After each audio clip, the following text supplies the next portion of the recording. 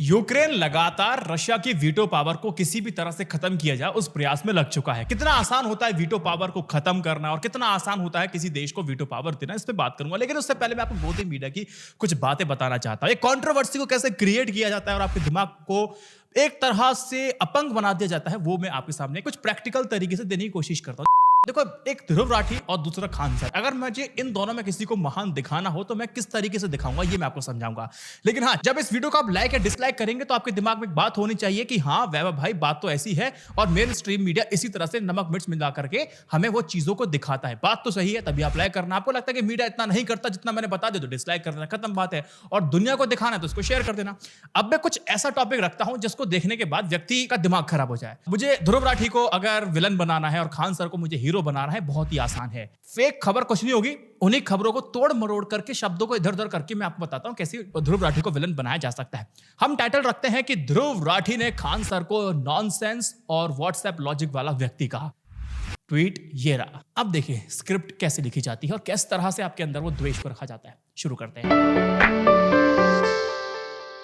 शुरुआत कुछ ऐसी होगी। इस एनआरआई ने आखिर खान सर को क्यों अपना टारगेट बनाया?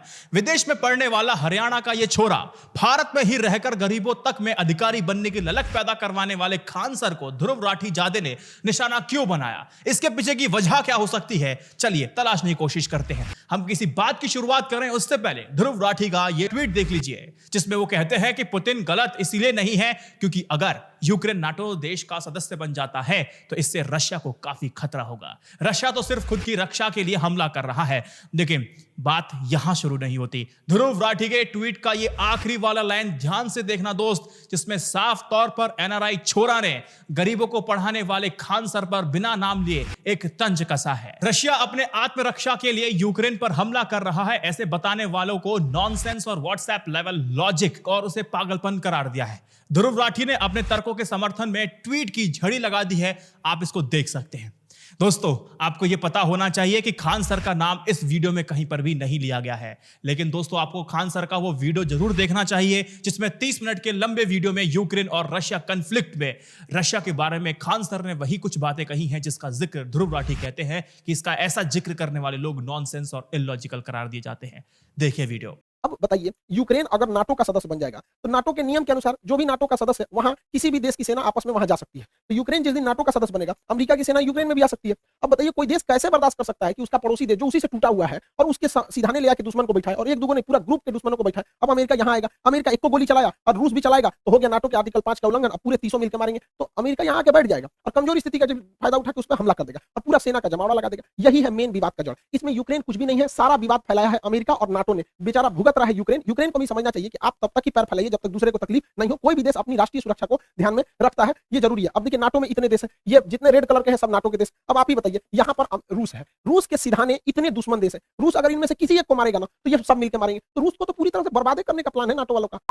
नाम ना लेना ही एक तरह की कूटनीति होती है। सांप भी मर जाए और लाठी भी ना टूटे। ध्रुव राठी कुछ इस तरह की कूटनीति का इस्तेमाल करके खान सर पर निशाना साध रहे हैं। अब कुछ सवाल। कामदार खान सर को इस नामदार ध्रुव राठी ने टारगेट क्यों बनाया? इसके पीछे की मंशा या फिर साजिश क्या है, इसका खुलासा करते हैं। एक गरीब बच्चा भी अधिकारी बनेगा तो ऐसे नामदारों की सेवा कौन करेगा? क्या यह ध्रुव राठी की डर की असली वजह है?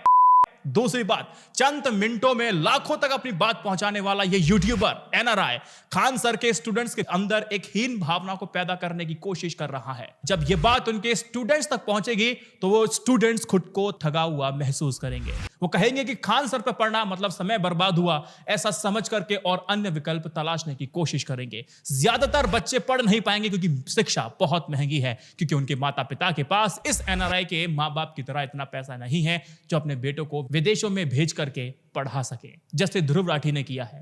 ये एनआरआई जैसे लोग वही लोग हैं जो गरीबों को पढ़ता और बढ़ता हुआ नहीं देख सकते हैं, नहीं चाहते हैं कि इनकी तरक्की हो। ये एनआरआई जैसे लोग समाज में घुले हुए उस जहर की तरह हैं जो दिखाई तो देते नहीं दोस्त, लेकिन हमारे साथ हमेशा रहते हैं। आप कल्पना कीजिए, जब गुरु के ज्ञान को लेकर के ही इन छात्रों के दिमाग में अगर नॉनसेंस और इलॉजिकल वाली बात या उस शक को या उस बीज को बो दिया जाता है तो इसका असर क्या पड़ता है? क्या पढ़ने वाले छात्र अपने गुरु की शिक्षा पर भरोसा कर पाएंगे? वो हमेशा द्वंद्व में रहेंगे। ये टुकड़े टुकड़े गैंग के लोग गरीबों की संपत्ति बिचवाना चाहते हैं, ब्ला ब्ला ब्ला ब्ला ब्ला, जो चाहो वो बना दो इनका कहानी। इस तरह से मेन स्ट्रीम मीडिया कर रहा है। अगर मुझे ध्रुव राठी को हीरो बनाना होगा तो ध्रुव राठी जो तर्क दी है मैं उसको दूंगा, और खान सर को मुझे विलन बनाना होगा तो उनको विलन बना दूंगा। जैसे स्क्रिप्ट का उल्टा कर दो। बेसिकली इन दोनों में अगर कंपैरिजन करने का मतलब नहीं है, दोनों ही एजुकेट करते हैं, लेकिन हमारा मीडिया ये रोज कर रहा है। रशिया यूक्रेन के वॉर पर वीडियो गेम बनाकर दिखा रहा है, और जनता मतलब उसको देख करके अब सोशल मीडिया पे पोस्ट देखोगे ना, इसी मेन स्ट्रीम मीडिया को देखकर कहती कि होने दो यार वर्ल्ड वॉर 3, इनको इतनी समझ ही नहीं है।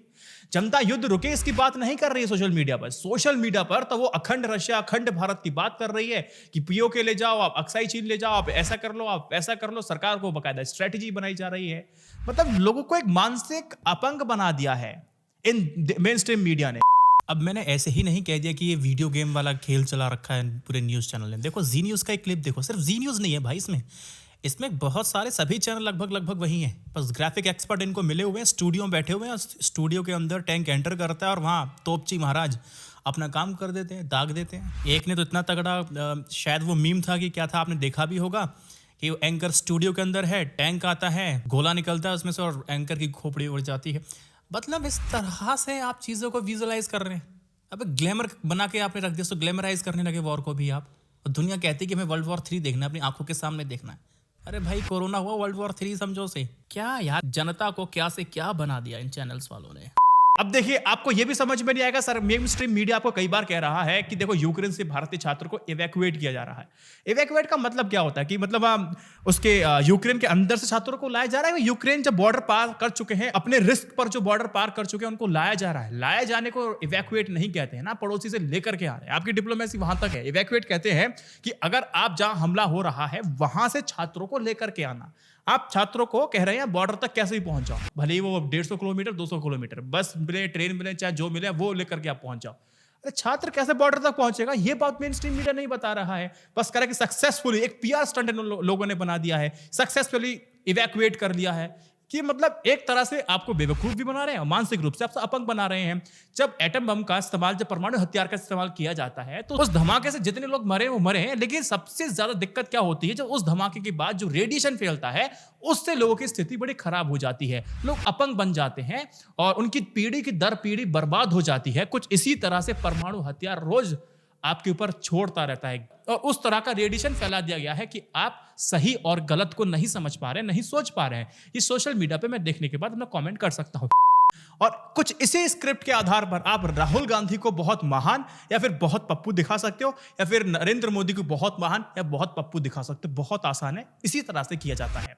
बातें दोनों ने की हैं, लेकिन किसी की बात कहीं पर जोड़ के कैसे भी और किसी तरह से बेवकूफ बनाया जा सकता है, जो मेन स्ट्रीम मीडिया कर रहा है, जो आपको नहीं करना चाहिए। फिलहाल हम लौटते अपनी वीडियो की तरफ कि वीटो पावर क्या रशिया की छीनी जा सकती है या नहीं, इसकी बात अपने वीडियो के अंदर करते हैं। यूक्रेन पर हमले के बाद पश्चिमी देश लगातार रशिया पर दबाव बनाने के लिए, आपको पता है, लगातार सैंक्शंस लगा रहे हैं। ब्रिटेन का तो यह भी कहना है कि रशिया से संयुक्त राष्ट्र सुरक्षा परिषद की स्थायी सदस्यता को छीन लेना चाहिए।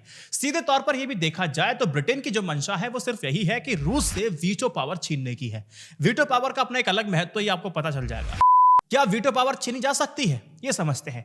यूक्रेन पर रूस के हमले के खिलाफ सुरक्षा परिषद के प्रस्ताव पर चर्चा के दौरान यूक्रेनी राजदूत ने रशिया को सुरक्षा परिषद का स्थायी सदस्य बनाने पर ही सवाल उठा दिया। अब यूक्रेन का कहना है कि देखो भैया, एक बात बताइए, सोवियत संघ से अलग हुए देशों ने 1991 में घोषित किया था कि सोवियत संघ का अस्तित्व नहीं रहा। ऐसे में रूस को सोवियत संघ की जगह सुरक्षा परिषद का स्थायी सदस्य कैसे बना दिया गया, जबकि सोवियत संघ से अलग हुए बाकी देशों का भी स्थायी सदस्य के रूप में शामिल करने का भी कानूनी दावा बनता था। ये बताइए। अब सवाल यह है कि क्या यूएन से हटाया जा सकता है इतनी आसानी से? देखो, सुरक्षा परिषद के स्थायी सदस्यों को हटाने के लिए कोई सीधा मैकेनिज्म नहीं है। 5 लोग स्थायी है। यूएन चार्टर में इसका कोई जिक्र भी नहीं है, जबकि यूएन से किसी देश को निकालने के लिए एक पूरी प्रक्रिया, एक पूरा प्रोसेस होता है। लेकिन इसके लिए सुरक्षा परिषद की सिफारिश के आधार पर यूएन महासभा में वोटिंग होती है। हालांकि अभी तक ऐसा कभी भी नहीं हुआ है। वहीं रूस सुरक्षा परिषद का एक स्थायी सदस्य भी है, यह भी ध्यान रखना, यही सारा खेल हो जाता है। इसलिए उसके पास एक वीटो पावर भी है और रूस को निकालने के लिए पहले सुरक्षा परिषद से सिफारिश होनी चाहिए, जबकि रूस खुद ऐसी सिफारिश होने नहीं देगा। ऐसे में इस प्रक्रिया के जरिए रूस को बाहर नहीं किया जा सकता। वैसे आपको पता होना चाहिए कि यूएन के स्थायी सदस्यों देशों में 2 बार बदलाव हो चुका है। देखो, अभी तक सुरक्षा परिषद में शामिल 5 स्थायी सदस्यों में से किसी को भी बाहर नहीं किया गया है, लेकिन हाँ, इसमें शामिल जरूर किया गया है। हालांकि इनमें शामिल 2 देशों को बदला गया था। कब कब बदला गया था? पहला बदलाव 1971 में हुआ था, जब ताइवान वाले रिपब्लिक ऑफ चीन को हटाकर बीजिंग स्थित पीपल्स रिपब्लिक ऑफ चीन को शामिल कर लिया था। बदलाव 1991 में सोवियत संघ के बिखरने के बाद हुआ था। 1991 में सोवियत संघ के अंत की घोषणा की गई थी। इस घोषणा पर अधिकांश देशों ने साइन कर सहमति व्यक्त की थी और रशिया को सोवियत संघ की जगह स्थायी सदस्य बनाया जाए। अब सवाल यह भी हो सकता है, यह बताओ कि यूएन सुरक्षा परिषद से बाहर कैसे किया जा सकता है? देखिए, संयुक्त राष्ट्र महासभा रूस को यूएन यानी कि यूएनएससी से निकालने का प्रस्ताव पारित करे तो निश्चित ही स्थायी सदस्य होने के नाते रशिया वीटो का इस्तेमाल करेगा और इस प्रस्ताव को पहले ही रोक देगा।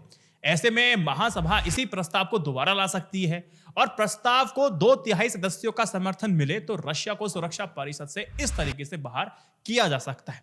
और दूसरी बात, इसमें यह भी कह सकते हैं कि इस मामले को अगर इंटरनेशनल कोर्ट ऑफ जस्टिस में ले जाया जा सकता है। अगर इंटरनेशनल कोर्ट फैसला सुना दे कि सुरक्षा परिषद का कोई सदस्य यूएन चार्टर के खिलाफ जाकर युद्ध छेड़ता है तो यूएन में उसकी सदस्यता अवैध हो जाएगी, इनवैलिड हो जाएगी। तब भी रूस की सदस्यता को एक इलीगल या फिर अवैध घोषित कर दिया जाएगा। यूक्रेन के तर्क के आधार पर रूस की सदस्यता के खिलाफ कार्रवाई शुरू हो सकती है, क्योंकि यूक्रेन का कहना है कि रूस को कभी भी सोवियत संघ का उत्तराधिकारी नहीं बनाया गया था। अब इस तरह के तर्क दिए जा रहे हैं, आने वाला वक्त पे पता चलेगा क्या होगा। अब आपको ये तो पता होगा कि यूएन की जो स्थापना की गई थी वो शांति के लिए की गई थी। वर्ल्ड वॉर 2 जब हुआ था तो उसमें जो जितने देश जीते थे उनको बनाते स्थायी सदस्य, बाकी के नॉन परमानेंट 2-2 साल बने रहते हैं। लेकिन जो इटली था वो दोयम दर्जी वाला हिसाब किताब था। वो मतलब लड़ तो दूसरी तरफ रहा था, लेकिन जब पता चला कि ये वैसे हारने वाले हैं तो वो उल्टा फिर वो रशिया अमेरिका के साथ आ जाता है ना, वो पलटू रहा। मतलब बहुत ज्यादा इज्जत वैसे इटली की नहीं है। अब एक ऐसी विडंबना है दोस्त कि जब यूक्रेन पर रशिया हमला कर रहा था तो उस समय वह यूएन की अध्यक्षता ही कर रहा था, जबकि रूस को इस समय शांति के लिए सबसे बड़ा खतरा माना जा रहा है। यूएन की स्थापना की गई शांति के लिए, लेकिन वो अशांति कर रहा है ना? कितनी बड़ी विडंबना। इस वीडियो को 3 व्हाट्सएप ग्रुप में चाहे तो आप शेयर कर सकते हैं। INI न्यूज़ इंडिया की जर्नलिज्म को सपोर्ट करने के लिए यूट्यूब और पेटीएम मेंबरशिप ले सकते हैं। जय Hind, Vande Mataram. Stay updated, stay educated, सत्यमेव जयते।